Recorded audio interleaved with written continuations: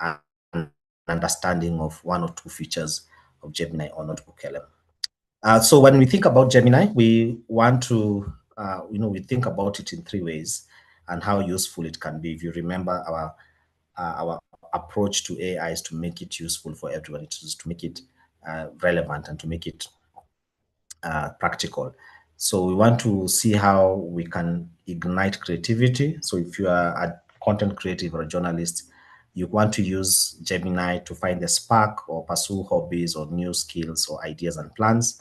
And we'll see how you can do that. Creating captivating images for work, play, and anything in between. You want to use Gemini to boost productivity. So whether it's to drafting content or proofreading or getting real-time knowledge from Google Search, Maps, and YouTube. And you also want to unleash your potential. So you want to use it as your sidekick or your assistant. So so that you focus on the real work that only you can do, and that's the way we approach it. So make it easy for you to do your work. One of the most probably critical things when you think about Gemini or any of these prompts, AI prompts, is AI tools, is prompting. And prompting basically just means a set of instructions or questions you provide to Gemini so that it gives you back the information that you're looking for. And this is so critical because the quality of your prompt, the quality of your question will determine the output. And the better your prompt, the better the results. So if you want really good results, then you craft very good prompts, you provide the context, and I'll give you more information on how to do that. But there are three ways you can approach prompting. You can create prompts from scratch. You can build on prompts as you go, or use questions and ideas to go further. So creating prompts from scratch just means, whatever is in your mind, your answer, you're asking these questions. But again, the more information you provide in the prompt, the better. You can build prompts as you go. So you can provide just basic information, you get results, and then you refine that prompt as you move along. You provide more information, more context, because probably you're not getting the information you really want.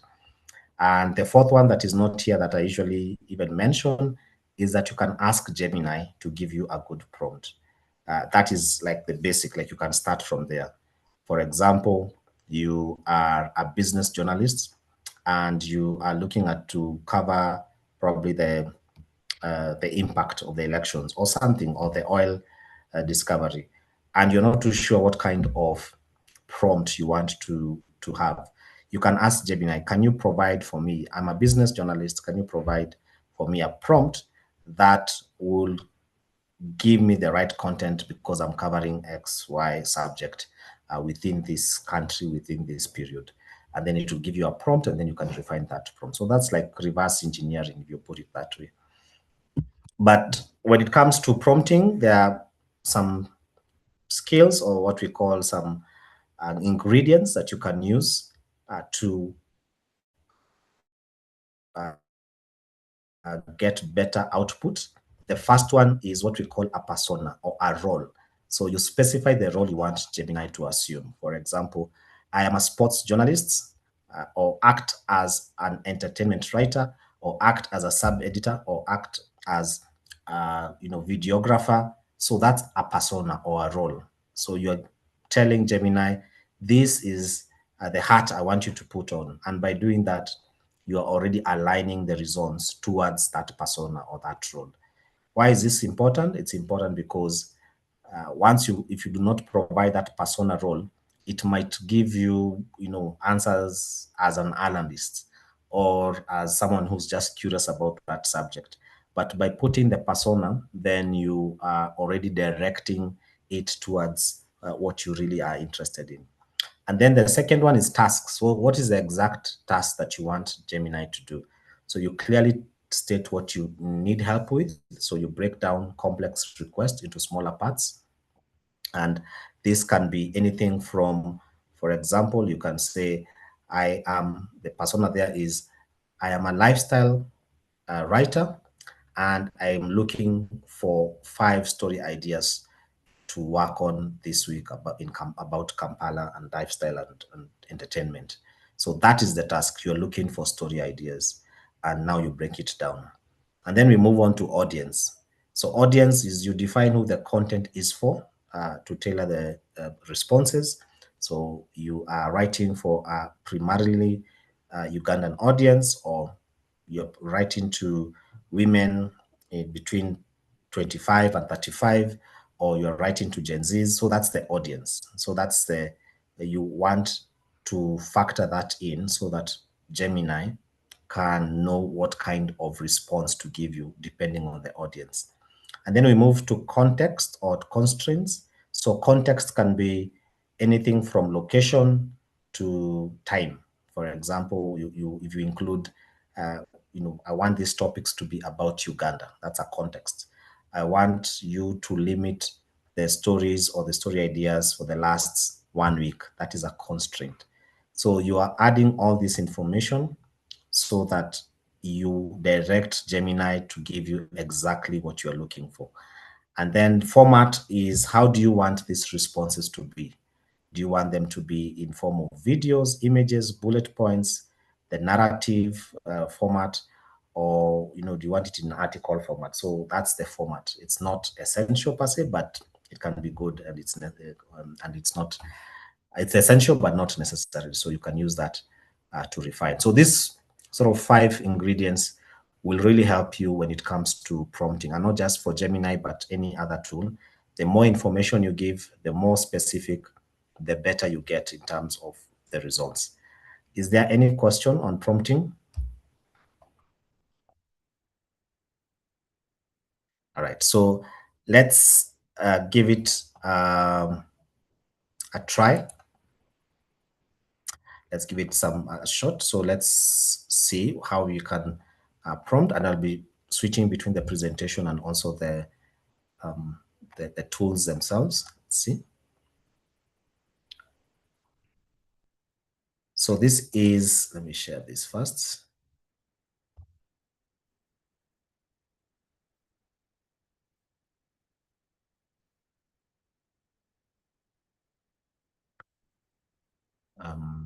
So let me not assume everyone has used Gemini. So let me just go to Gemini. Let's see, so that we see how to start prompting.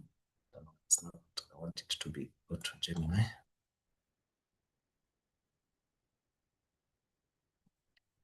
Okay, start here.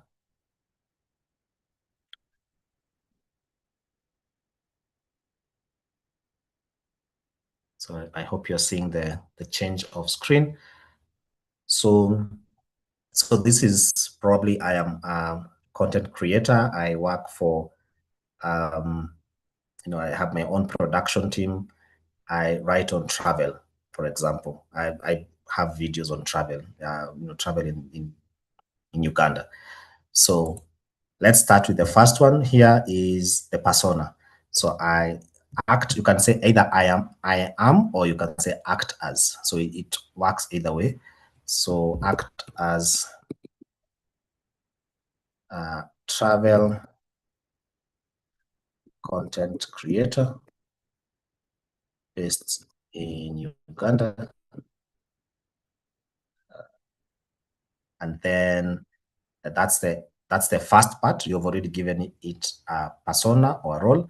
Then the task. It can be continuous, or you can put a full stop. I am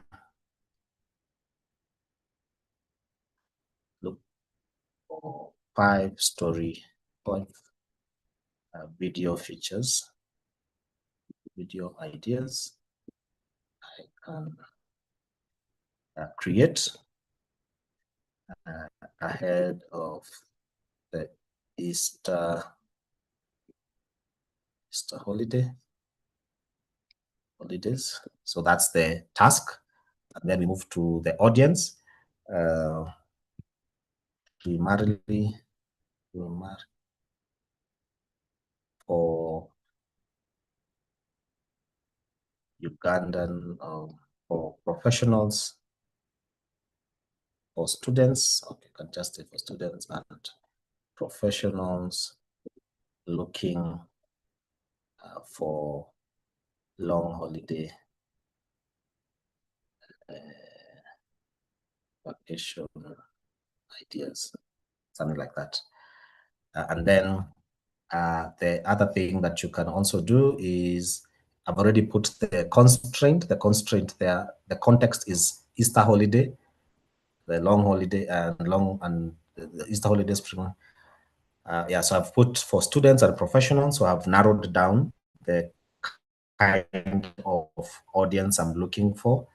And then I can include videos and images in the story ideas I can use for inspiration. And then you can add other constraints, provide locations,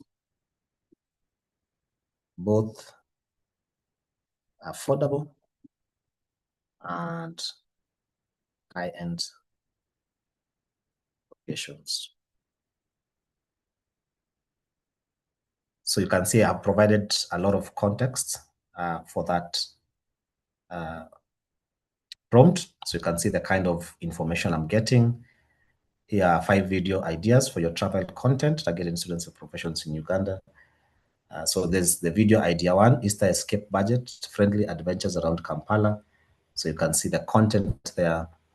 And then you can, it just gives you a breakdown of the content and the target audience. So this will be for students and young professionals looking for adventure without breaking the bank. And then the call to action, which I actually didn't give it, but it has added that call to action. There is tag a friend. And then the second one is more of a luxury Easter gateways. And you can see the places you can visit, the places you can create content around.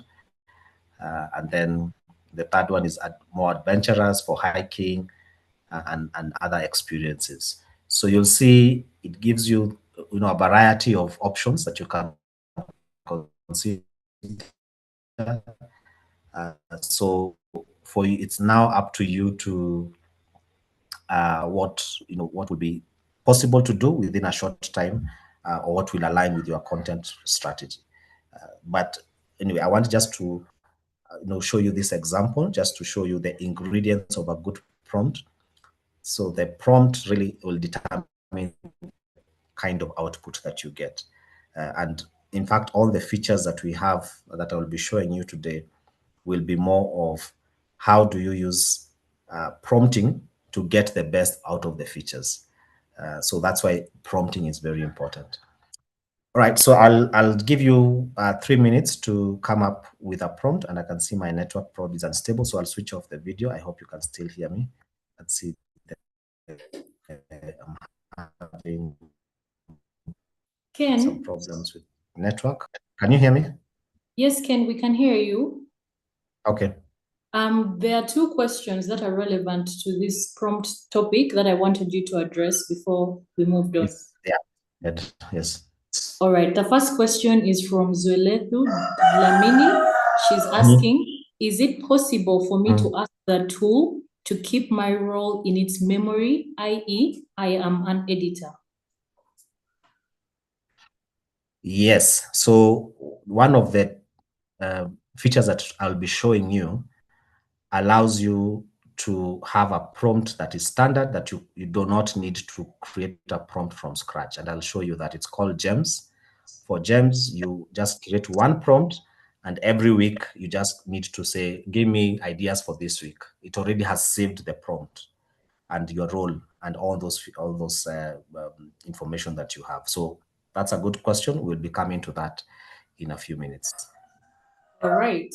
For the second question, it's attached to when you had presented on high quality prompts, the part about context and constraint. So Janet Hard is asking, can you spell out what you mean by entering sensitive information and what you mean by safe to do so, i.e., are these private or public?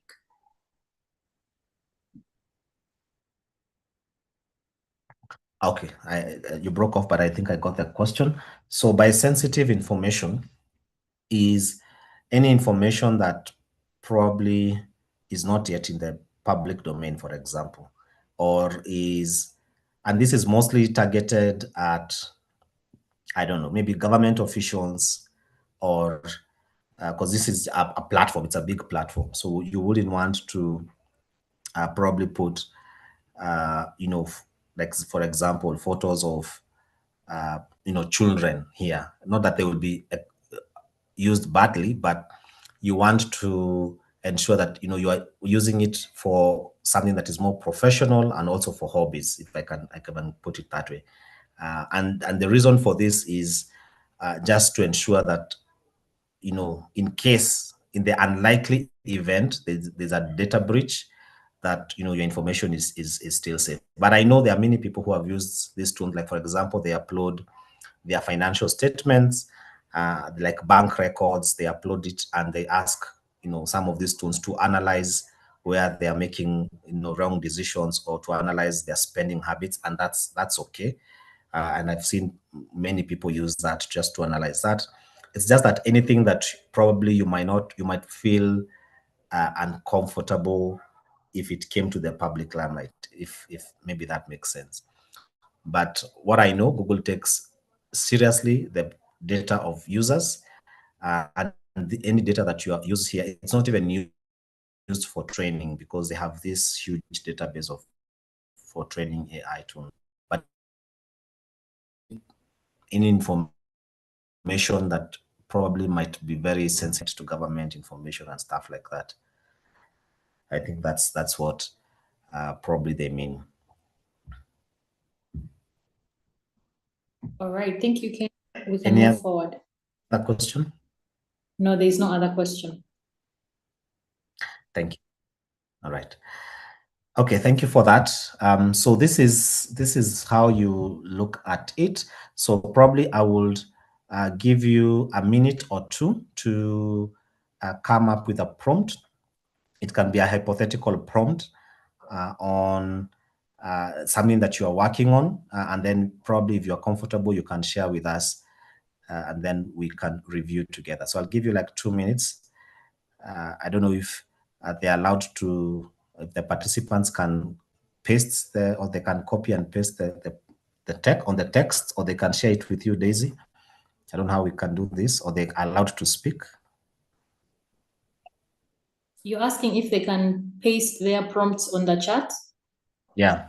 Yes, that's all right. Okay. All right. So you can do that. Maybe give you 2 minutes. If you're working on a story, if you're looking for story ideas, if you are, you are a journalist, you are an editor, and you are looking to create a prompt for maybe the stories for this week, probably you can just create a prompt, and then we can discuss a few things about it. And because we are all learning, it's fine. It's a safe zone. No right or wrong answer. We are here to learn, all of us. So we are more than comfortable just to share what we have. All right. I would also like to speak to the audience and encourage everyone to either share your questions or thoughts on the chat, or to unmute and speak to Ken directly. Thank you.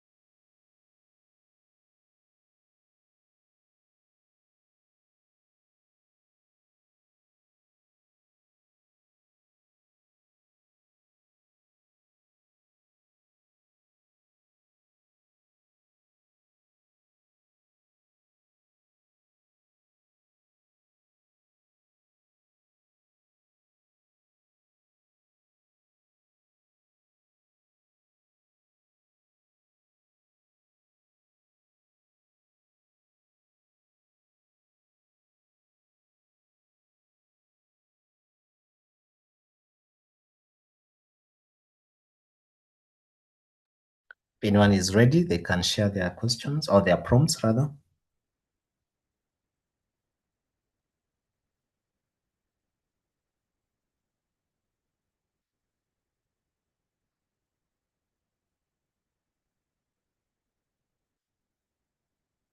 Yes, Jacob.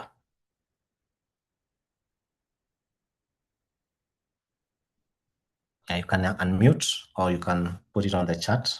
Jacob, go ahead. I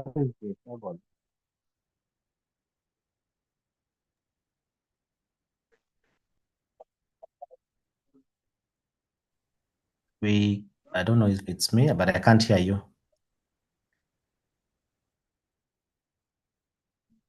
The chat work is disabled. Can you hear me? No, I can't hear you.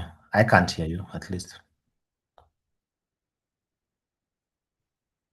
Yeah, barely. It's like you're breaking. So if you check your network, or you can, if you can put it to the chat The also. chatbot. The chatbot is blocked, is not active. Okay, now I can hear you. Go ahead.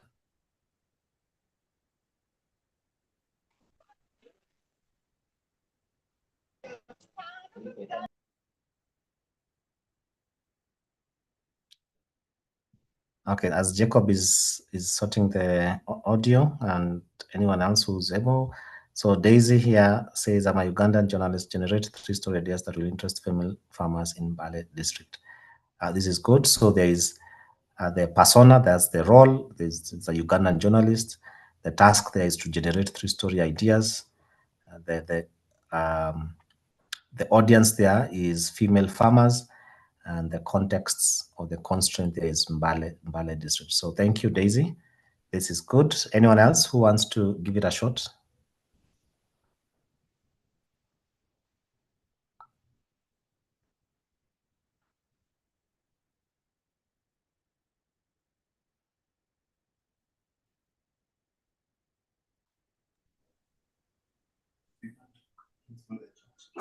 I'd like to encourage everyone, in case you're experiencing challenges with the chat, you can just send it as a Q&A or directly present the question to Ken as we work on resolving that issue. Yeah, so I have seen Angela, I think that she's posted it on Q&A. So she's the role there is acting as a digital editor, and that's the role. And then the task there is looking to create daily lifestyle content calendar that contains content which speaks to young urban professionals and students. So that's the audience and also the sort of the constraint. And then, add video, images, and text formats. And Gemini said, there are many, some story ideas you have gotten here, and then you've gotten sort of a calendar, which you have texted there. Maybe it probably may look better on your end. But yes, so that's what you've gotten. Zwelethu, I'm an editor of an investigative journalism center at Esutwani. Can you help me come up with standard guidelines to ensure quality of the investigative stories and pitches that will meet international standards? That's a good prompt. You can see the prompt, the role is there. You can see what the task or the ask is, and you can see the context. So and the constraint. So it's coming up with the guidelines, and these guidelines should meet international standards. Good job. Thank you, everyone. I hope as you're doing the prompts, you're also seeing the responses, and you can always refine your prompt once you see the response and you feel like, I didn't want this, or I want to include that, or you want something to be refined. You can always go ahead and refine that on the prompt. Okay, so again, quickly is to create persona, have a task, very essential. What you want it to do? Break it down, smaller context. If there's audience, then you include the audience there if you need to. It doesn't have to be always that there's an audience, and then have contexts and constraints. Okay, and then there's the format also. So this is another example here. This is suggest fashion and lifestyle topics. So this is a good, okay, it's a prompt, not the best, but you can make it better here by saying act as a highly experienced fashion journalist. That's the persona. And then suggest a pitch for a series of evolving fashion industry stories. So that's the task. Then the audience here can be Gen Z men and women in Kenya or in whichever, Uganda, whichever country or whichever place. And then the contexts or restrictions, content should be original for a demanding and well-informed group.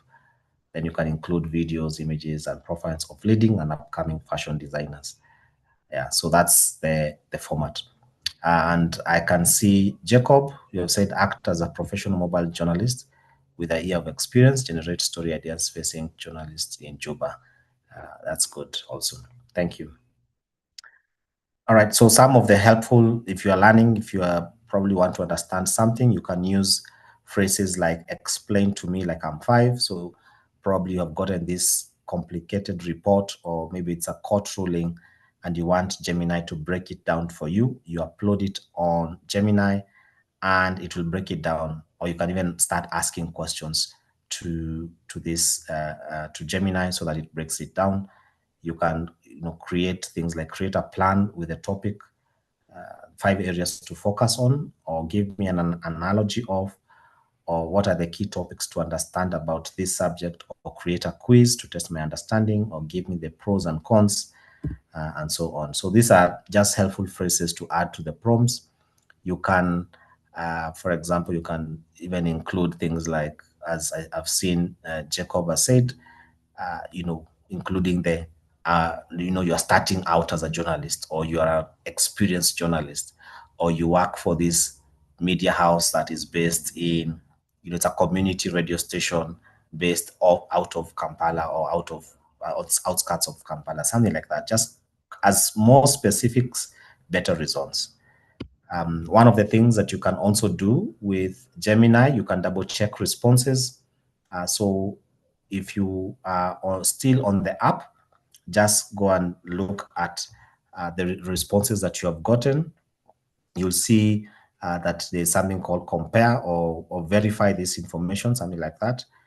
Let me just get the right word, but I can show you also here.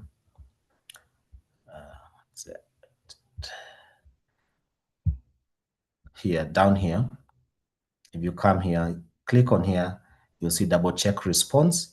So on double check response, that's when you can, it will fact check, it will just verify that information, especially if it's something that you need to verify. And it will show you where it got those answers from with the links. You can even just click on those links and you can double check response. So this is when you want to verify. You have heard about AI tools that sometimes hallucinate. So you use response to be able to find information that is verifiable, and it can show you that it found content similar to this on this page, on this website, so that you can sort of verify that information. But there are other things here. If you do not want to read the text, you can listen to the response. You can export this text to Docs, Google Docs, or you can put this in a Gmail, or if there are any issues, you can report the legal issues. All right, so let's see what else. So let's now go to the features themselves. So that's like just setting the foundation on what you can do with Gemini. So let's go to the features. And now we are done with the prompting. But again, as I said, the prompting is the foundation of, making the best use of these AI tools. Yes, the recording, I guess, will be shared and the slides will be shared later. And probably you can just liaise with Daisy for that. All right, so let's start with deep research. So deep research is a tool it's a feature within Gemini that helps you to create very in-depth reports.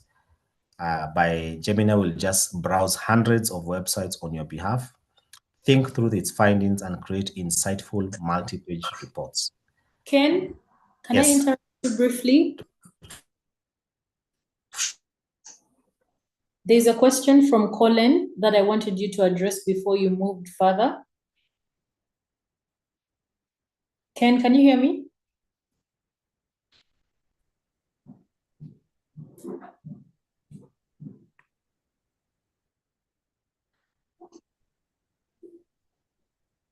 Ken, hello? Yes, I can hear you. All Can right. you go ahead? The question says there's a note below the Gemini which says it can make mistakes. Yes. How best can I know then if the information given is correct? Yes, Colleen, I think I had not seen that question, but I had attempted to answer it before, or just to show you how to, double check the information. So once you get the response, once this prompt that we did, if you click on the three buttons here, you can see double check response. So if I click on double check response, it will search on Google and try and evaluate Gemini's responses.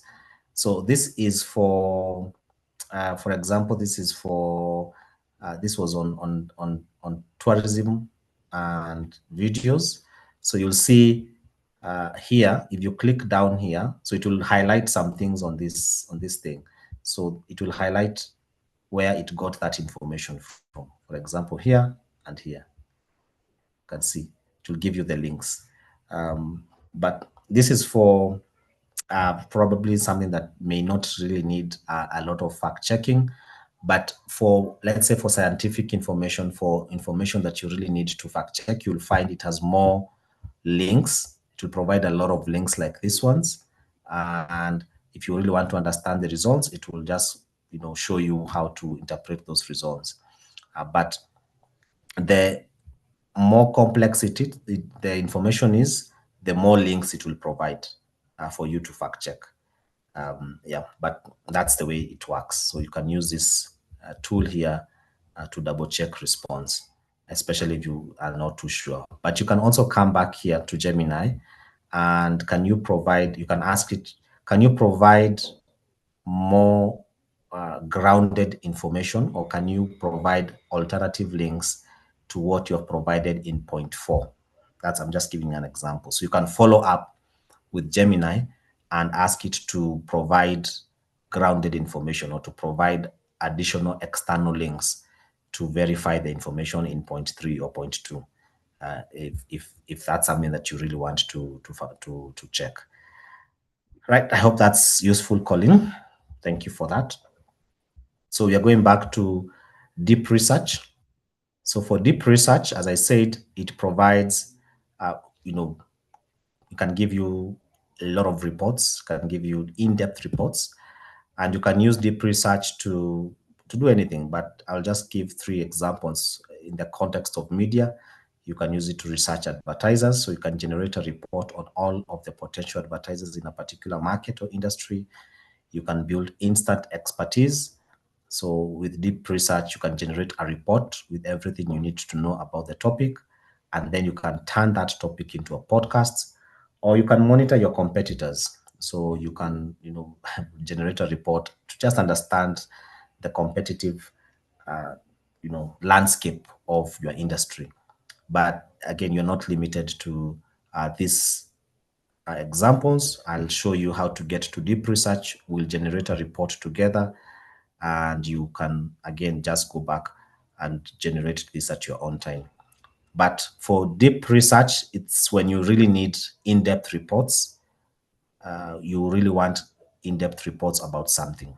So let's see how you can do that. So let's go back here.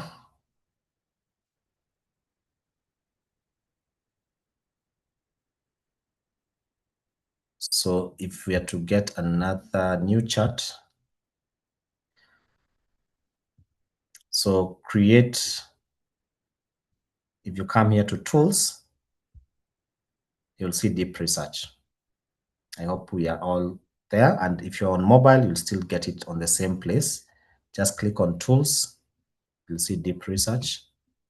And when you click on deep research, it will change to what do you want to research, deep research. their sources and their files. You can even upload your files to include.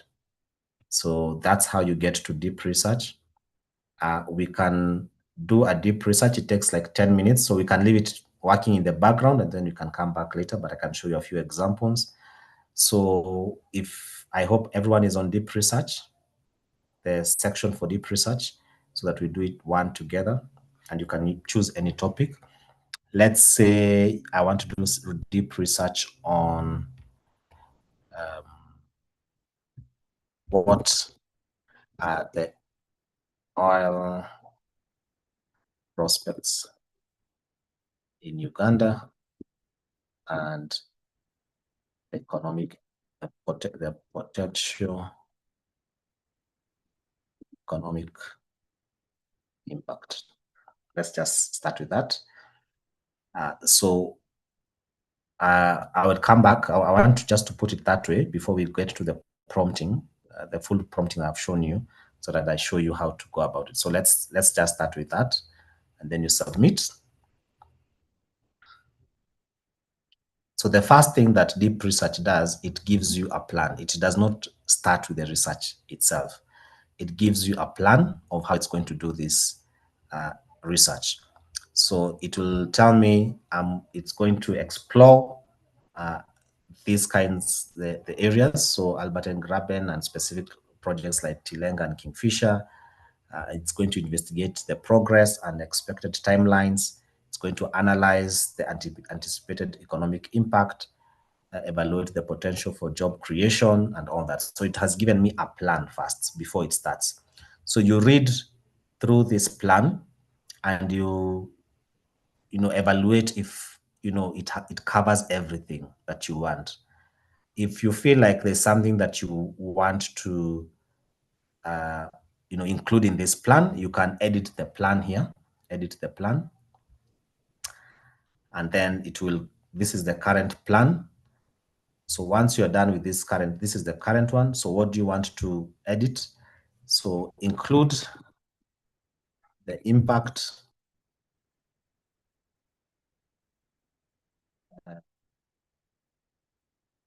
of oil, is it exploration, and the benefits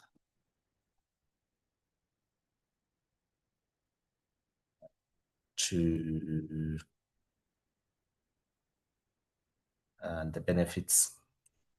the wider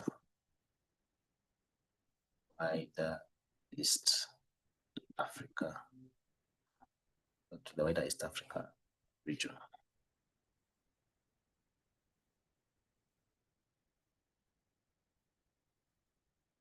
So I've edited that plan.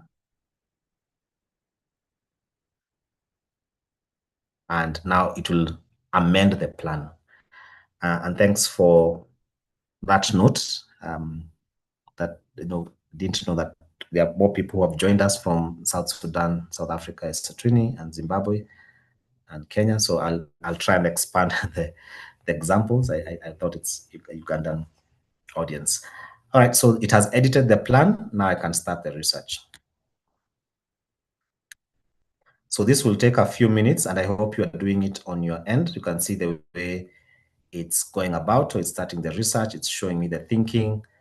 I'll come back to that. I want to show you something, a report that has already been done, so that you see what is available. So you can see the way it's working. It's giving the plan. It's showing where it's researching.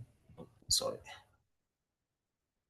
All these websites have been researched, and this can be done in a matter of minutes. So let me look at something that has already been created, so that you see as we wait for that to be created. But I hope you're also doing it on your end and you're creating a report.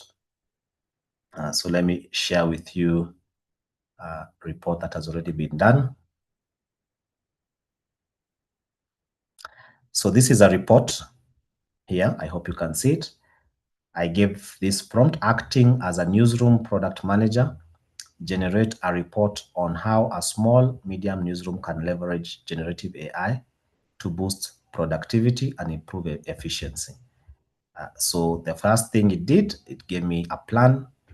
I read through the plan and I said, okay, I want you to include, I edited the plan, include examples of how different news organizations are addressing the legal and ethical issues related to the use of Gen AI in the newsroom. So it included that edit in the new plan.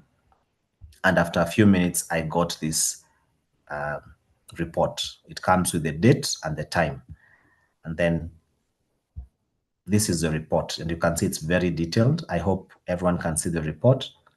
So this is the report. It gives me the executive summary, and you can see how much information it has. So from different kinds of points of usage of AI, and also giving me examples. For example, here, when it comes to augmenting content production and distribution, it tells me that there are some pilot uses, like the New York Times.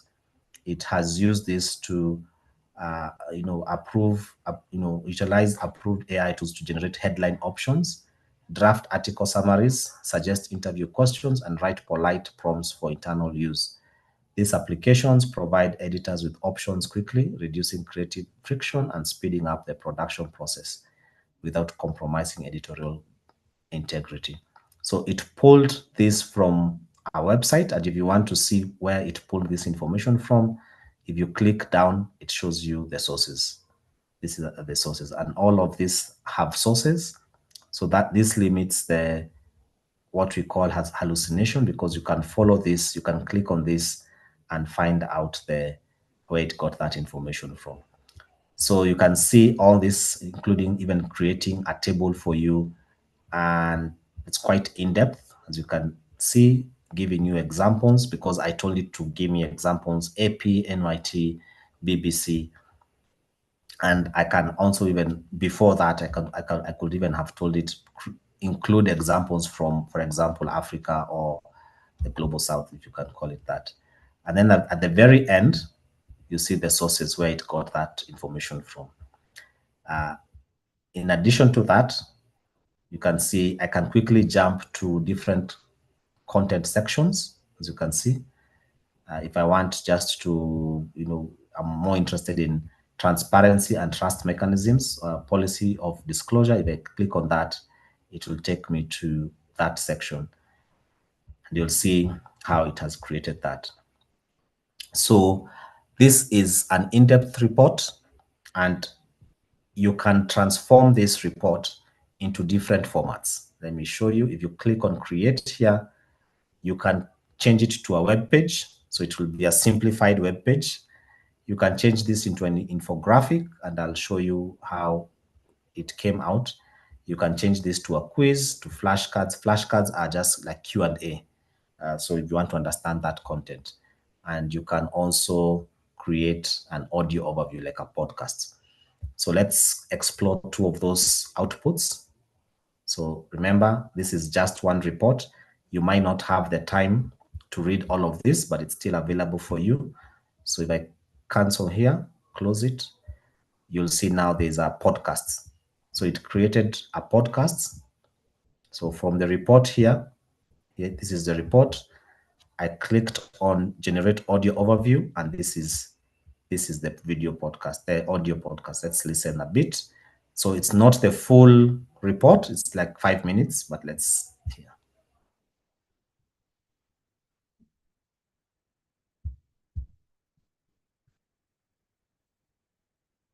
Let me refresh this. Just listen for 30 seconds or so.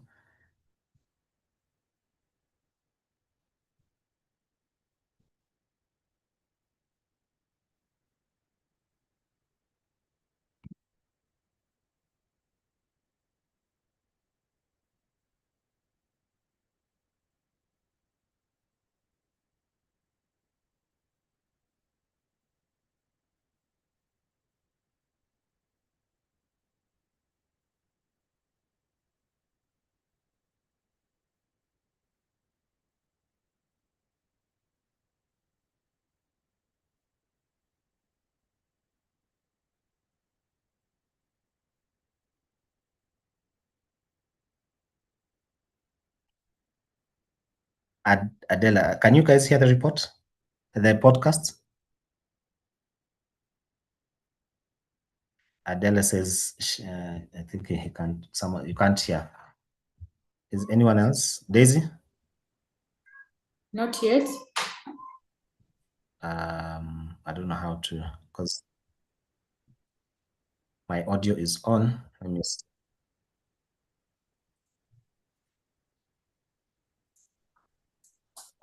Okay, I'm not too sure how. No, we cannot hear. Okay, I'll see. Maybe I can share this with you, Daisy, and you play it on your end. Because I can.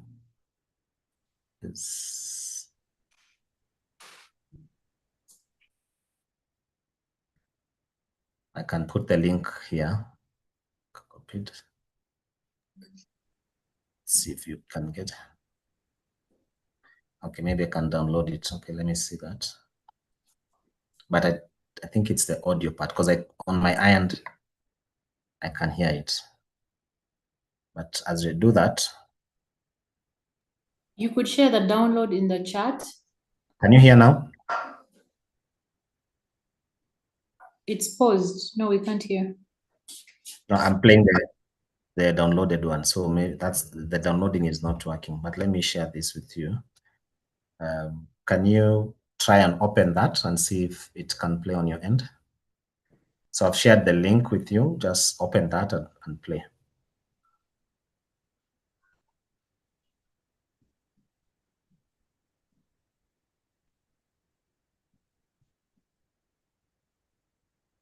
Daisy, you can try it.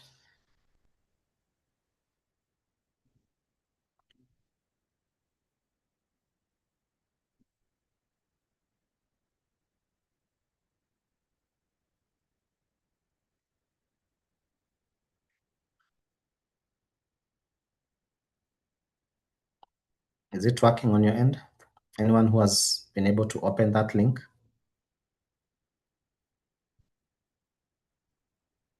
Yes, the page is loading. I'm attempting to open. Okay.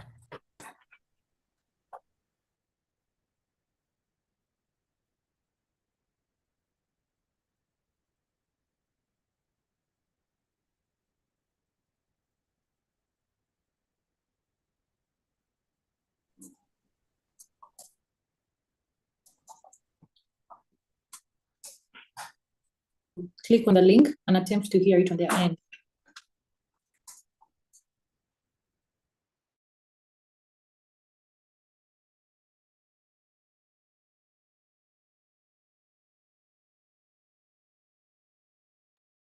I think there's an internet issue, but I've shared the link. Just look at the chat, on the webinar chat. I've dropped 2 links. They're the same. Just click on that and play the audio.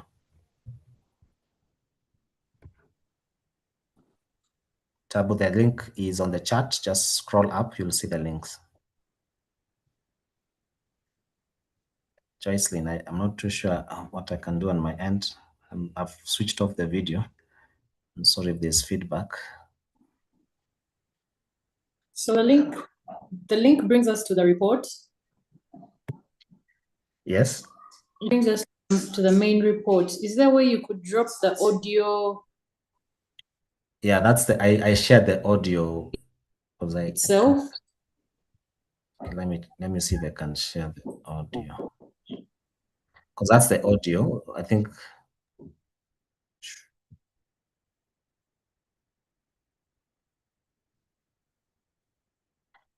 are you able to see? Because Joy, sorry, Daisy, are you seeing the link? Because people are saying they can't see the link. Let's reshare it again on our end. Okay. This We are says resharing it again on our end.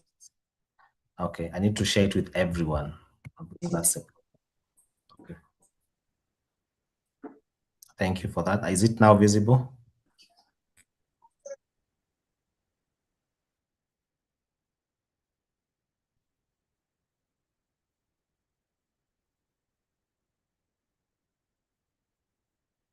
So once you open the report, you'll just need to scroll down for the audio.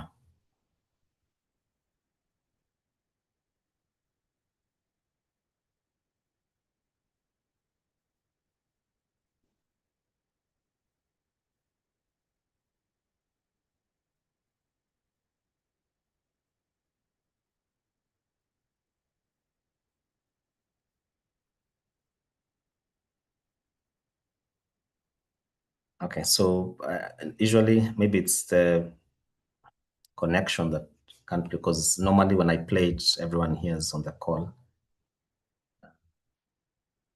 But now that you have it, you can try and play it.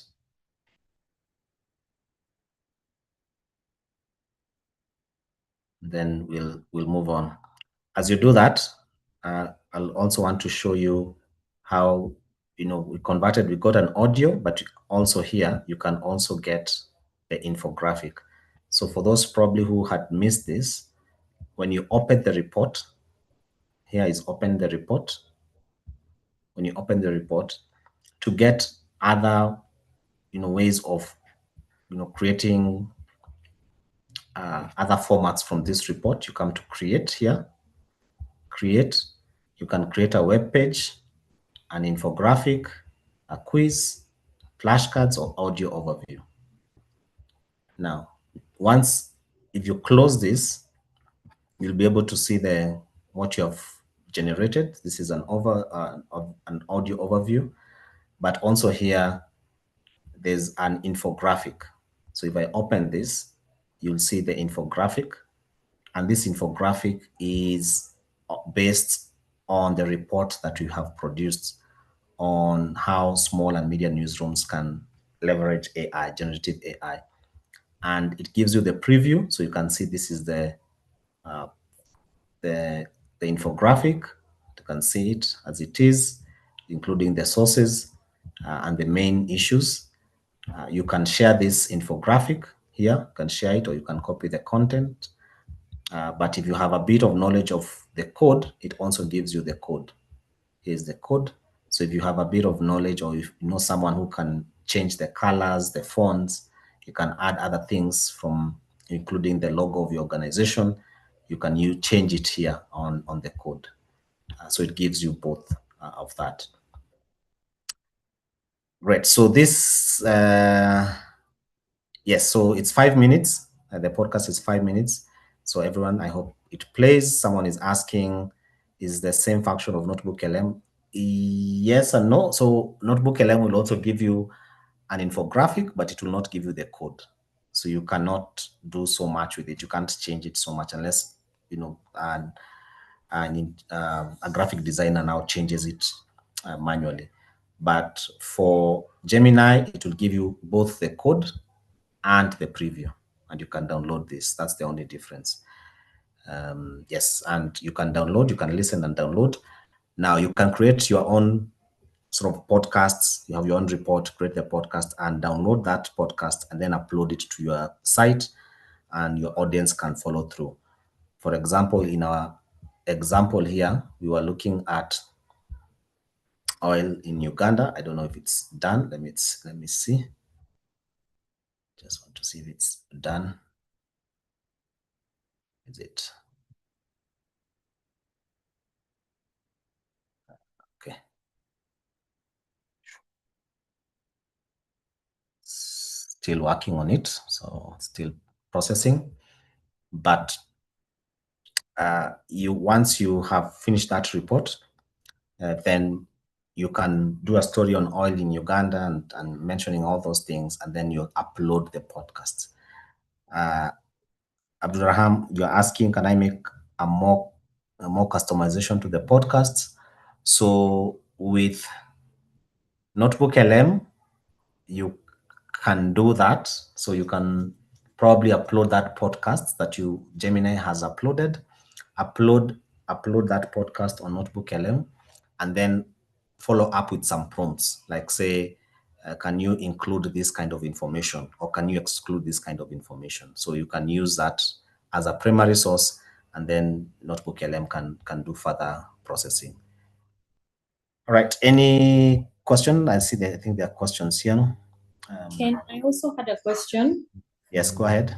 I wanted to ask, do I have to upgrade my Gemini account to Google AI Plus, or is this actually available on the main account that's available to everyone? For what? Research, deep research? Yes, to do deep research and all the other. No, for deep research, you don't need to upgrade. You'll be able to get it even in the free version. The only paid feature is what we call Workspace, which I'll show you. That's the only one that is paid, but most of the features that I'll be showing you today are free. All right, thank you. Okay. All right, so I think we are good with this is deep research. As you see, you can generate other content formats using once you have created the original report. This one is good for example, if you really want to go in depth, not for the day-to-day use case, but you can, I just wanted to show you the possibilities, what you can do with that. Just remember that if you want to go back to the report, you need to open it. It will open on the side. So there's this side panel. If you want to listen to this, it will be also on this side, but also here, you can now create more content formats using the create button on the right side.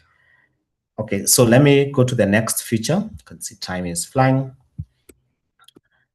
So let's go to create images and illustrations. So you can ask Gemini to generate images. The more specific you are, the better. Again, going back to the prompting, images are digitally watermarked with synth ID to identify them as AI generated. So all images created using Gemini have an ID and they are watermarked. It's invincible, it's to the naked eye, but within the tools, there's a tool called Synth ID that will be able to identify this as AI generated, but it only recognizes images created using Gemini. So this is an example here. Create a super realistic image of a news reporter in Nairobi working behind a laptop in an open newsroom. This is the image that you get.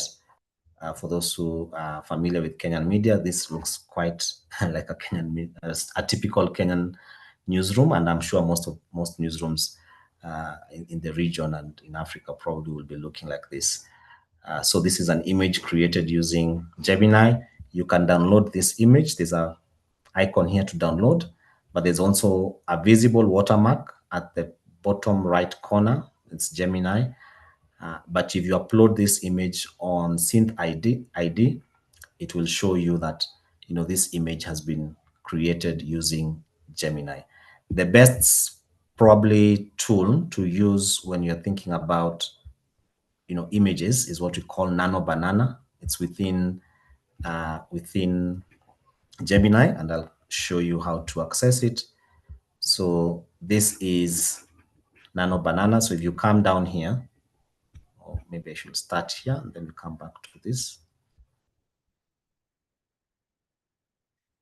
So the way to access Nano Banana is within the Gemini tool.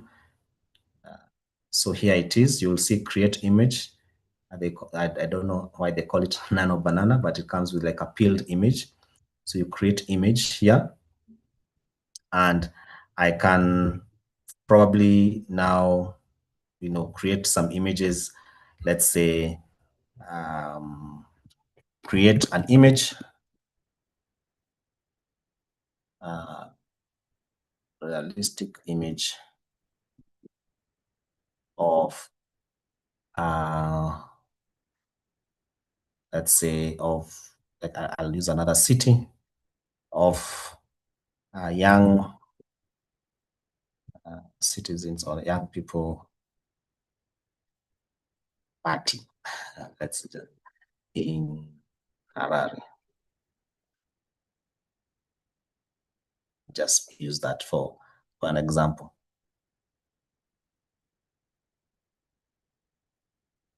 So that's Nano Banana. Let's see if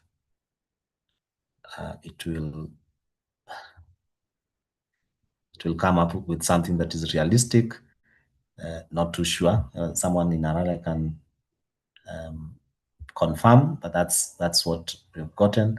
what it does, what it tries to do, the background, it tries to create the skyline that if you're in Harare, probably you might identify some of these buildings so that it's more realistic. And that's the way you can identify. You can refine these images by, if you have some photography skills, you can say, for example, add more soft light, things like that, so that you will be able to see what you're getting. How many images can you create with free version? I think it's 5 per day. If I'm not wrong, it's 5 per day. Can you upload your own image? Yes, you can upload your own image and ask it to add something, image, like you can edit, you can use Nano Banana to edit some your own image. For example, the example that I've had people use is like you can upload a selfie and tell Nano Banana to change your hairstyle or to give you a look. There's someone I had, she was saying she uses Nano Banana as her personal stylist. So she uploads images of herself and say, I have a dinner and they are looking for, the theme is Africa business or something like that. Can you dress me with Africa business? And then Nano Banana will give ideas, and then she will take that image to her tailor, and her tailor will, do an outfit that looks like that. So it is really what you do. It's limited to your own imagination. Or if there's a hairstyle that you are thinking of doing and you do not want to actually spend money, or you are scared how it will come out, you can upload a selfie and then you can tell Nano Banana, change my hairstyle to bright yellow, something like that. And then, before you actually do it. Yeah, so that's the Nano Banana. I can show you a few more examples. Here is a busy health facility with long queues. So it has provided this. And then I go ahead and say, I want it in a city or town setting. So you can see it has changed it to this. Whether there is a real Kilimani Community Health Center, that's another thing. Here's an image of a busy market in downtown Nairobi. So you'll see, you can recognize some buildings there. This is one on Kenyan supporting the Harambee Stars, the football team. So you'll see, you can be able to see the jerseys. It's either red or white. Yeah, so really depends on what you want to do with the images. Any question on Nano Banana on images? Yes, Ken, I had a question. Yes. Some AI platforms, when you upload your photo, anyone's photo, and then you request the AI to maybe edit, maybe improve bright skin tone or eyes or whatever, some of them reject, saying they don't have consent and it's just not a good practice. I wanted to ask if that's the same case with Gemini. I have not encountered that before. I think the ones that are limited is especially when any images related to children, to underage children, that is sensitive, so it might not accept. But things that, for example, I don't know, skin tone, I've not had that before, but I can inquire about that if that's an issue, but I've not come across that. I have personally used it. I've even added like dreadlocks on my hair, and it did a very good job. So I have added like spectacles or a goatee to it, and it did a good job. So I'm not too sure about that, but I can ask about it. But the best thing is for you to try it on your end and see if there are limitations to that. Good. Okay, so let's move on to something else.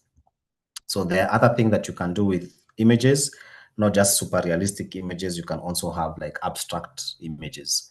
So for example, if you do not have an image that you want to demonstrate, for example, cross-border trading between the East African countries, and you just want to show some images with abstract images with some numbers flowing through the borders, you can give that description on Nano Banana and it will be able to give you that. So it's more of like an infographic. You can actually create an infographic using Nano Banana by depending on the prompt that you give it. Another alternative, which I actually, someone tried it today. I was training another team early in the morning, and someone uploaded like a page with numbers and asked it to, create an infographic using this, the numbers that are here, and it was able to create an infographic with that. Amadou, you are saying some of the cameras we use have poor quality photographs. Can Gemini improve them? I believe so, because I have seen examples of photos that were taken in 1920s or 1930s, very poor quality, and Gemini was able to improve on that quality. I want to see, let me see if I can show you an example here very quickly. And that's a good question. So like just improving the quality of picture. Let me just quickly check on it.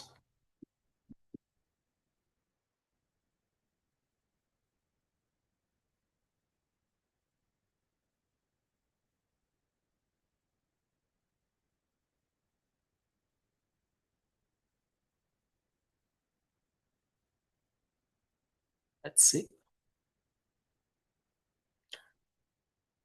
Yeah, so this is,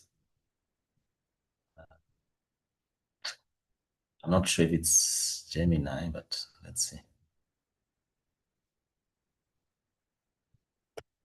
Yeah, so there, I'm looking for the exact photo, but this is one photo here that sort of restored using Gemini. So you just upload an old photo and it will try and improve on that photo. You can see there are many others that are like that. And if you go online, you will be able to see some of the prompts that have been used to improve the quality. And I can see there are already questions on the ethical values, the ethical use of that. Yeah, so there are many questions around that. But one of the things that probably we encourage is full transparency. If you have used an image that has been created with using Gemini, it's the same principle you would use by crediting someone who has taken that photo. Like, that's ethics. That's a good standard to use. If you have used an image that has been generated using AI, you need to indicate that in the caption for full response, for full transparency, so that your audience knows what they're looking at and how it was sourced. Yeah, so that's one of the principles. We do not push it, but it's the same way, because you are sourcing it from somewhere. And if you are sourcing it from somewhere, it is only fair to credit for how you sourced it and where you sourced it from. Edward, that's your question on ethics. And because this is something that is already ongoing, things are moving very fast and at a rapid rate every day. The ethics around it, the standards around it are being created as we move along. And some of these ethics and standards probably you might have to be discussed within your own newsroom. You have to be coming up with them as we move along. Okay, so let's move on to GEMS. Build custom AI expert with GEMS. So you leverage the power of Gemini customized to your needs by minimizing repetitive prompting and focusing Gemini on specific tasks. So this is the question that was asked earlier. What can you save a prompt so that you do not have to do this prompt every single day or every single week? And this is the answer to that. So this is why we call GEMS. And I'll show you how you access it, how you create a gem. But let me just quickly run through this. So you can choose from pre-made gems or you create your own. So there are gems that are created here. And for example, for a writing gem, you are an editor and you want to have a specific way, articles should look like. Like, for example, you have received articles from the field, from the correspondence, or you're a journalist. You can create a gem so that they either use it before they send it to you, so that it aligns to your editorial standard, or it aligns to your writing style, and then they send it to you. Or you have that gem. Once they send that story, you upload it on your gem, and it rearranges it in line with your editorial policy, so that you are only left with the work of flow, of the logical flow of the maybe the fact checking and all that. And I'll show you how to create a gem. So let's go back to let's go back here to, I hope we are back to, let me show you first this. We were creating this report, Uganda's oil, regional East African impact. So this is the report. You can see, including tables, and then you can export this to sheets.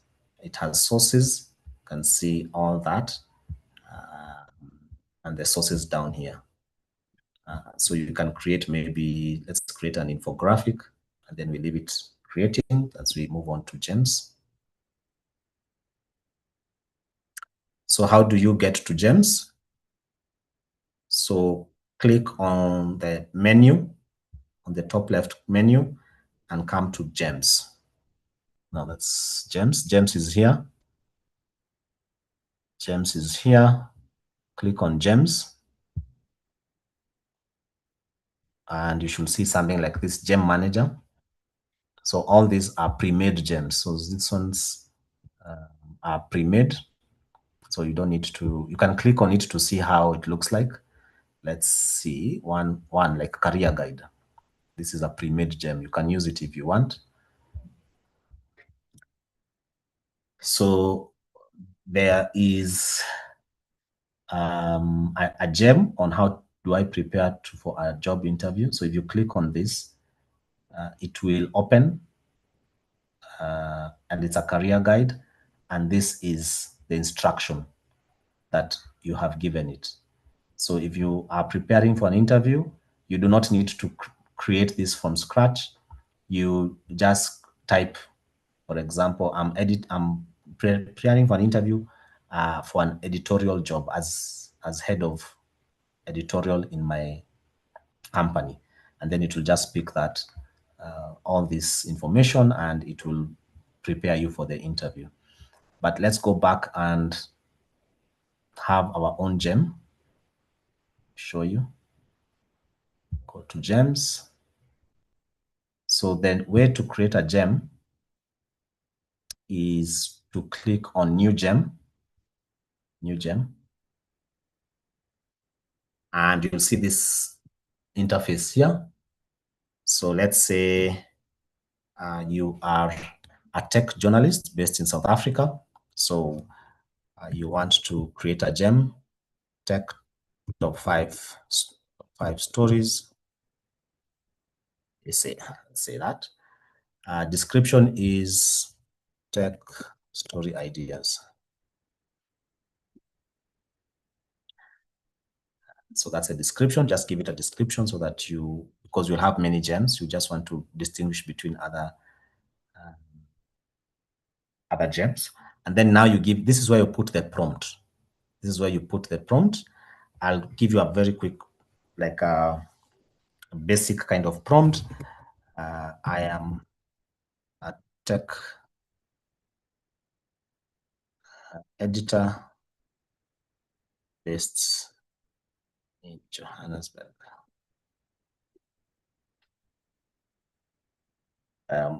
And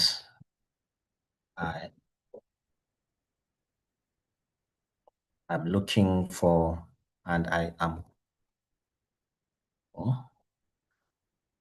story ideas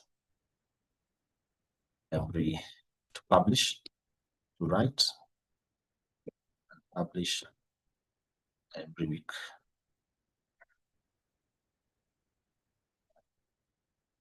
And the stories should be four.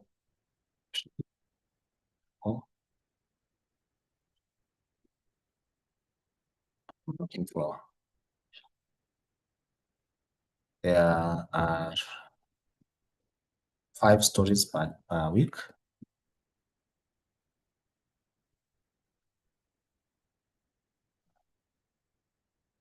Three local and 2 international. So I'm just doing this on the go. I'm sure you'll know what to do on your end. That will resonate with South African readers. So let me just leave it at that. But you can create as much detail as you want, and even upload. Let's say you can upload your house style or house guide to guide that process. So once I'm done with that, I can save it. And then I can start now chatting with that. So I don't need to create the prompt again. I can just say stories for this week. That's it, because it will reference that gem. So every week I just come to my gem and then I come here and it will give me some story ideas. So you can see here, it has given me like 3 stories that are local and then international. You can see that will resonate with the South African audience. It gives me the hook, it gives me how it will resonate, and then it will give me a follow-up. Would you like me to draft a 300 deep dive into any of this, perhaps focusing on Cell C and Telecom Battle for your lead editorial? So gems, again, I see, Brian, you're asking what are gems? So gems are, this is how you access gems. You come to the top left corner, you come to gems, and gems are pre-made. So you do not, if you have repetitive tasks, you are a social media manager, you are an editor, you are a writer, you are a content creator, and there are things that there are prompts that you need to create every week or every day. You just need to create it once, and then you'll be prompting it. So again, next week, you see here that here's what we have created right now. So I only need to open this next week again, so because I have stories for this week, and I just need to ask, give me stories for next week. For example, what should I be planning for March? For March stories. So it will only pick from that prompt that I gave. You can see how it has provided this. So there's someone who was asking about this, and you can see how you can use gems even to plan your content. You do not have to craft that prompt from scratch. So whether you are in social media, whether you are doing content planning, whether you are in the business, you're thinking about what are some of the business ideas I should start thinking about, to who are some of the clients I should start targeting in the month of March. Create the prompt in gems, provide all the information at once, and then you can now be using every week or every day depending on your regular use. All right, so let me give you a minute or two to create your own gem. I'll come back to the answers, the questions. I'm seeing the questions are coming in, but I want you to create your own gem. So you'll find all your gems on the gems section. You can see my gems are here, and you can edit. If you feel like now it's not giving you exactly what you need, you can edit that gem. And you can add more information. You can upload more texts or an example. If you're an editor, you can give it a very specific rule that I want all our articles to flow like this, and use this document or use this article as an example of how our articles should look like. and now you'll just need to upload the articles that come, and it will rearrange that in line with the style that you want. Are we okay with gems? Yes, we are. But Ken, I had a question. Yes. Just to clarify, are gems like preloaded templates or user profiles? So gems are both templates. These are templates. Here, these are templates. These are the ones that has already been provided. But you can also create your own templates. All these I've created from scratch. Right? This is like, for example, this is Chan 2025 teams. I created this gem during Chan, that's the football tournament. And I was doing this to demonstrate to the journalists that you can create profile of national teams playing Chan, include past matches, coaches, team players, losses, wins, draws, home country. So I don't need to every time write a whole profile of a football team that is playing that tournament. I just need to come here and type Kenya. And then it will do the rest for me because I have already created the instruction here. So you can see here, within a few minutes, I have the profile. And the reason why this is so important, it saves you time because now you can actually write the story of what has happened, because now only you as a journalist can do that. What is happening. And then if you want background information, you just quickly create these gems and then you type the country and then it gives you some background information because this is useful also for, for the audience to understand the background. So gems is both pre-made and also you can all create your own. As I said, you can always come back here and edit that gem. Yes, Gladys, you're asking, as professional journalists, where do we stand since AI is doing everything? Should we term it as a threat to our work?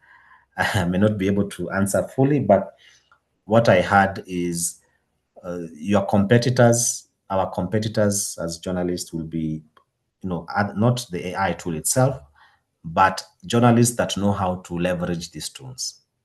Journalists that will be able to, content creators that are able to take this tool and completely supercharge their work, that they have become almost masters of prompting and knowing what features to use when. So of course now, because it will not do the work for you, but once, if someone knows how to leverage these tools to their own advantage, then they will be ahead, including newsrooms that are not seeing this as a threat, but they are seeing it as an opportunity.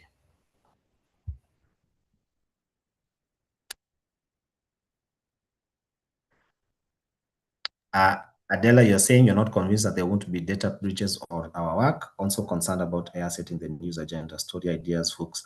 Yeah, those are legitimate questions. And that's why you, as a journalist, as an editor, you don't, blindly use these tools to completely take over your work. You use it to complement your work.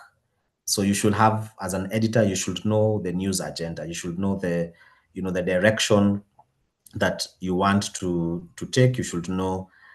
So you use it just as a guide or as an assistant, because if you are fully dependent on it, it may not have the context. It may not have the understanding that you have as a journalist, and that's why you use it as an assistant. It's the same way when the search engine started, when Google started. Of course, people will be saying, you cannot, trust search. And for sure, of course, there's so much information that is out there, but it came to a point where Google search became like you are searching for information, but it is you to know how to use that information when it comes. Yes. Daisy, you're asking, yes, we can end in 20 minutes if that's possible. I know there's a lot to cover, but we can always schedule another time. So I'll present for the next 15 minutes, if you allow me, and then the last 5 minutes we can do Q&A so that we also save on time. So that is GEMS, and for me, really, it's just to show you what is possible. Ken, Yes. Ken, sorry to Yes. interrupt, but there's a comment from Janet Hard. I don't know if you saw it. Okay, yes, I'm seeing it now. If we didn't write it ourselves, how can we be sure of the credibility of the information and that it was not So if you did not write the content itself, how can we be sure of the credibility of the information? Yeah, so that's why I was showing you earlier on. There is a way to, I don't know if it's fact check, but verify that information, because ideally it should give you the source. Where did it get this information from? And I showed you how to double check the responses so that it shows you where it got that information. But also you can prompt Gemini and ask, are you sure about point 5? Where does this information come from? Can you provide the sources? So you can continue the conversation and prompt that information, and it can provide sources, including links to where that information was sourced from. So that's why even when I give you these examples, I'm only giving you from from a brainstorming point of view. But as you saw, when we looked at the report it produced on oil in Uganda, you could see where it got all the sources. You could see the sources, where the sources were sourced from. And it is sourced it is cited within the text, and also as at the end where the information came from. Yeah, so I think that's the way we can. But again, you saw down there, so Gemini can make mistakes, and that's why we say you should not completely fully trust it. It's something that you use it as an assistant, as something that you can do side by side. And then you're asking, it is NB reflect? NB, please clarify what is NB reflect that in your. Yes, I think so. Yes, it is important. Yes, it is important to cite, to attribute, because this is at the core of journalism, and that's very true. You need to cite, you need to be very transparent on where you got that information from. And it's very possible, again, just to prompt further and ask for citations and ask for sources. If sometimes it may even come back to you and say, I did not find corresponding information in regards to this statement. And again, that is all well, because it's part of the prompting and part of the discovery that we are talking about. But thanks for that, Janet. It's an ongoing conversation. We probably should continue having that conversation on the sidelines. But let me quickly just show you a few last features on Gemini, and then I'll touch on Notebook LM, and probably can have another session on Notebook LM. I'll come back to the question. So for GEMS use cases, so style guide, you can train a GEM on your news organization style guides, examples of your writing style, article scripts, and build a GEM that will edit your journalism based on your style and standards. That means you probably will be faster in terms of the output, and you'll have already trained that GEM to align to the tastes and to the language of your content. And then you can also have a GEM for headlines and summaries, so you can quickly generate headlines, social media descriptions, teasers, and other summaries of your content by creating a GEM with a style and specification for each usage. You can even have a GEM for internal research that would pick archived stories, enabling journalists to quickly find relevant past articles, quotes, or context for their current reporting. Again, I usually say you can go back to Gemini, the basic prompting on Gemini. If you are not too sure how you can use GEMS, you can ask Gemini. You can say, I am a reporter based in South Africa or Kenya or Uganda. I report on health issues, and these are my repetitive tasks. What can GEM help me with? And can you help me create a GEM and it will do that. It will give you some tips on how to create a gem, and even give you some starting text to start to put on that gem as a description. So I always say use the tool to help you use the tool and to make the best out of it. Then there's apps. So apps is mostly for productivity. So with apps, you can combine Gemini can be your personal assistant. It can look, if you give it permission, it can look at your calendar, your emails, if you allow it, and also your to-do lists, and plan your day or plan your week. This one, it's really, you have to actually just give it permission if you want to, and to use it as a personal assistant. Can give it access to maps, to your Google Drive, so that you can use it as a personal assistant. And let me just show you this example. So you can pull information and perform more complex actions across multiple apps.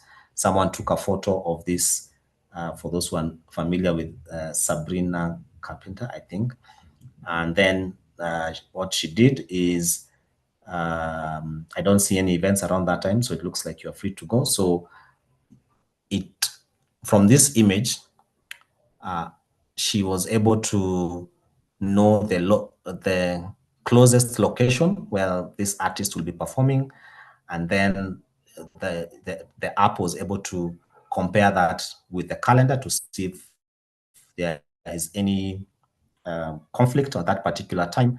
And then, she was able to say, can you add a shopping list? Can you remind me to buy tickets? And so on and so on. So this one, you give it permission and the way to access apps if you want to use it. Let me show you. So down here at the bottom left corner here is where you see connected apps. Bottom left, connected apps.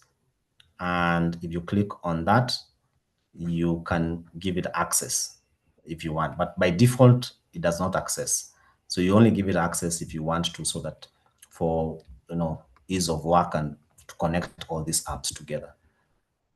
Then can go to the next one. This one is the one that I was saying, it's the only paid one.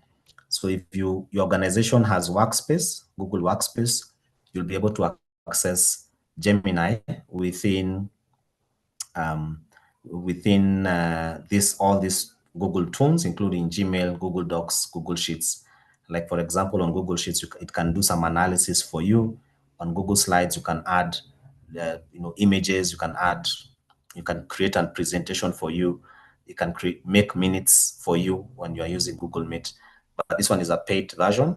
But if your organization uses Gemini or Workspace, then you'll be able to access this. The last one is called Canvas, and Canvas is more of a visual tool. It's within Gemini. It's an interactive space for rapid iteration. So I think the best way is just to show you how you can you can use Canvas.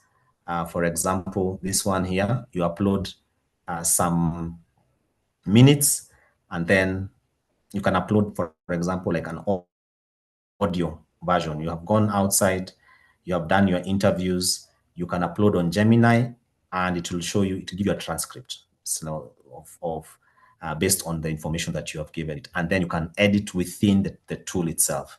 As you can see here, it will give you these functions to edit the response, and you work as you move along. But another way you can use, let me show you here.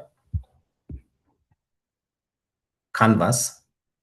Here is an example. So I wanted to create news website page, a demo that will maximize reader engagement. So it gave me 3 examples. It created those home pages with high engagement. So if I open one here, you'll see how it will look like. So this is for visual. So it will show me, if you want to maximize engagement on a website, you can have a trending now here.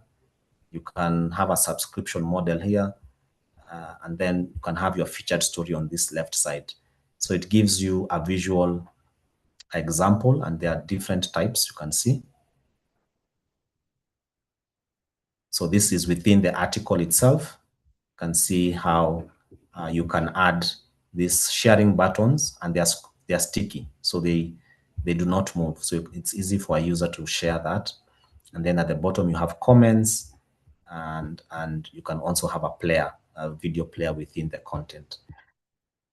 And then if it's for category, you'll see it also has. So it has given me some examples of how I can structure my website to maximize on reader engagement.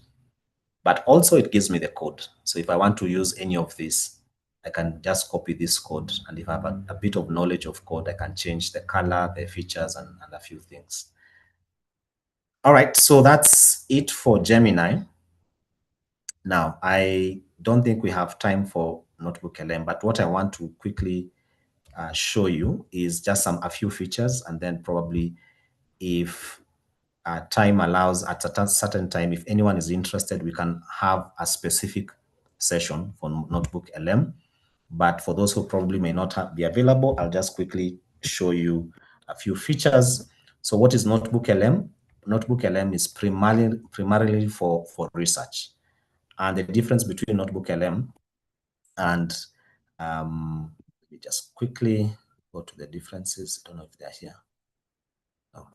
Okay, the difference is that with Notebook LM, you are the one who decides where that information is going to come from, whether you have your own notes, whether it's you have done your own research, or you have picked research from credible sources.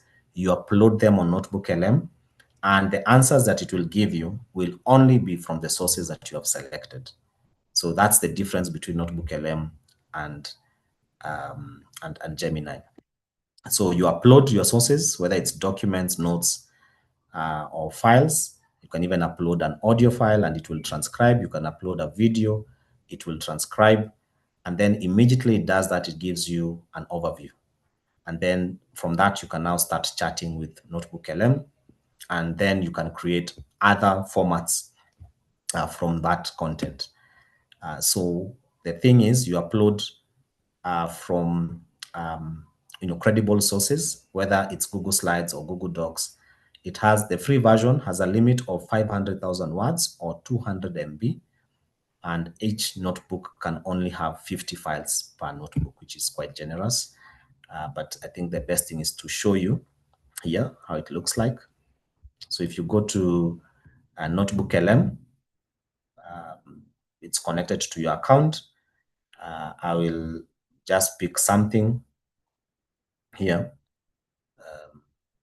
For example, this, if you open Nigeria Economic and Trade, so someone uploaded the country brief. This is a World Bank, or from the government. So these are the sources, including YouTube. So you are the one to decide where these sources are going to come from. So you can see, you can even include sources from the web. You can add sources here. So you decide whether it's from the web, or you can upload your own files, or YouTube, or Drive, and then you can even copy texts. Once you have that, you can create notebook.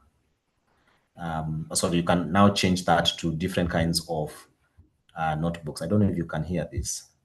This is an audio, a podcast, a video, sorry, a video infograph.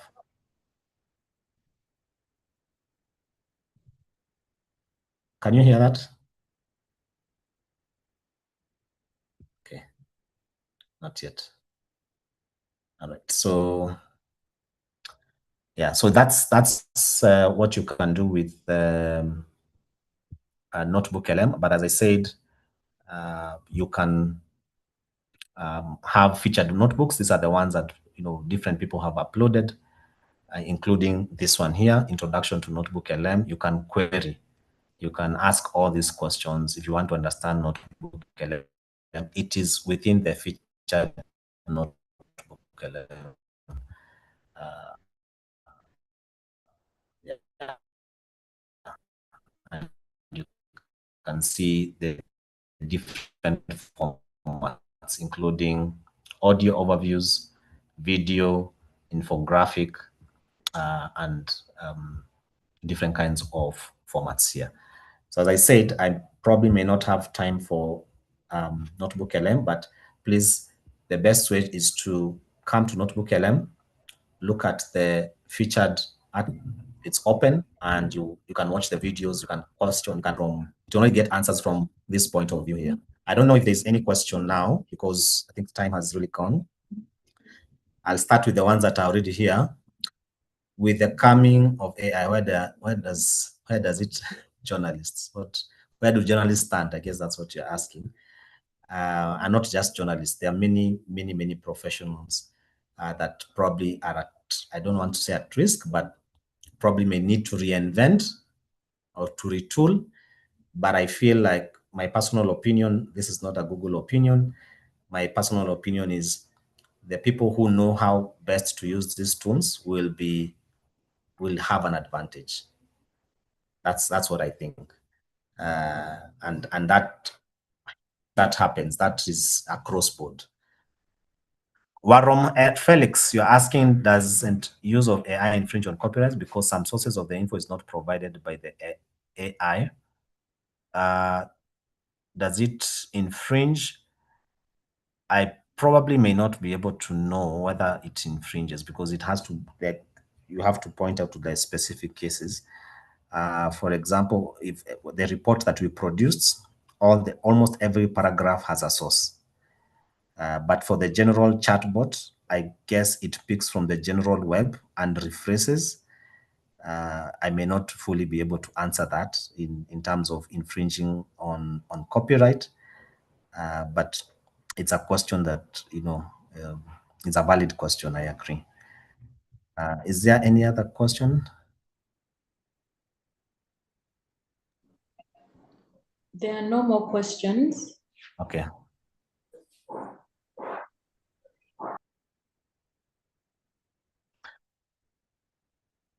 Yeah, but I have noted the questions. There are some I can't answer. It's way beyond my level. But they are very valid questions, especially in regards to privacy and the credibility, and also the copyrights. This I'm just noting them down, and then I'll just forward them to the people who can answer that. And if they're able to give me an answer, maybe in our next session, I'll be able to provide the answers. Brian, you're asking, is Notebook LM free? Yes, it's free. There's a free version which you can do a lot with it. Is there an app? I think there's an app now. I think there's an app. Let me ask. It's a good question, and that's a good demonstration. Does Notebook, as we wait for more questions, does Notebook LM, or is there an app for Notebook LM? Let me see.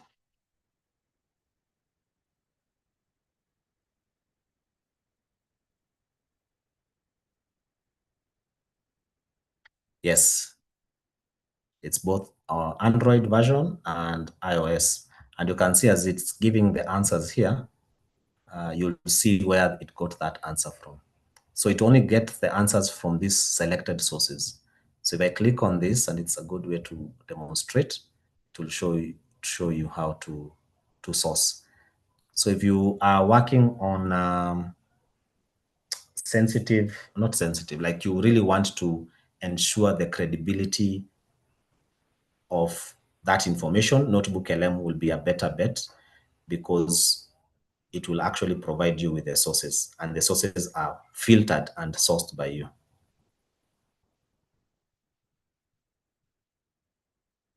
Thank you. Back to you, Daisy, and thank you so much for your time. If probably we can arrange another session where we can go a bit deeper on Notebook LM and other tools that we have. But before anyone logs out, before you log out, please, let me just ask you to scan this QR code here and provide the feedback, and can also provide the link here on the chat. I'll also put my email here. If you want to reach out, you can do that. So let me do that. So as Daisy takes over, so please scan this Let me share this tab. Scan this on your phone. It's just like 2 or 3 questions on your feedback. I'll really appreciate it based on what we have gone through today. And I'm also putting that link on the chat here. Again, back to you, Daisy. All right. Wow. Thank you, Ken, for your insightful presentation. We have come to the end of our first Menterprise Talks, and I applaud you, Mr. Ken Kiunga, for all that you have shared with us. I also wish to thank the Menterprise Africa team, many of whom have done a lot of behind-the-scenes work to make this happen. And to you, the audience, I thank you for your participation and for the high level of engagement. Please keep an eye out for the next Menterprise Talk session, which is scheduled to take place in March, and which we intend to be a hybrid session involving a live audience and an online audience. We shall share with you the details soon enough. For now, from me and the team behind the Menterprise Talks, thank you and goodbye. Thank you. I'm sharing the link. If anyone is interested, you can